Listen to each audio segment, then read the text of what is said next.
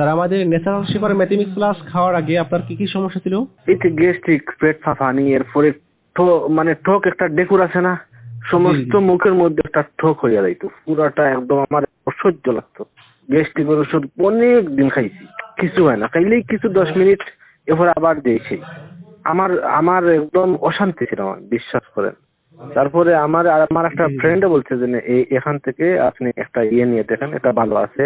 ওর friend আর একটা আছে, ও খাইছে নাকি, খাবার পরে ওটা ভালো ছিল, ও তো নিয়ে আলহামদুলিল্লাহ। আমি আমি আপনাদেরকে বলি 3 দিনের ভিতরে আমি রেজাল্ট পাইয়া গেছি।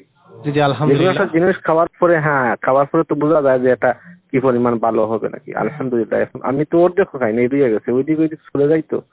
জি জি, এখন আলহামদুলিল্লাহ আমার অনেক শান্তি পাইছি।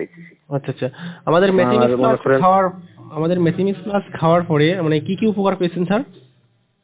আমার পেট ফাঁপা কমছে, টক একটা ডেকুরা ছিল না, ওইটা কমছে, পেট একদম আপনার বাথরুম ক্লিয়ার, সবকিছু যতটুকু আমার সবকিছু পাইছি ভাই, শান্তি আছে আলহামদুলিল্লাহ।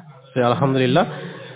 স্যার যারা আপনার মতো এরকম সমস্যায় ভুগছে তাদের জন্য ন্যাচারাল শেপার ম্যাথমেটিক্স প্লাস সম্পর্কে আপনি কি কি পরামর্শ দিবেন স্যার?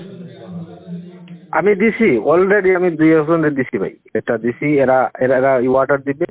তারপরে আমি আমার এই মায়ের জন্য একটা আনাইবো, আমার মাও এই গ্যাস্ট্রিক সেম সমস্যা, তো আমি একটা আবার আনাইবো, এটা আমি পেকে জানাইবো এখন, বুঝছেন?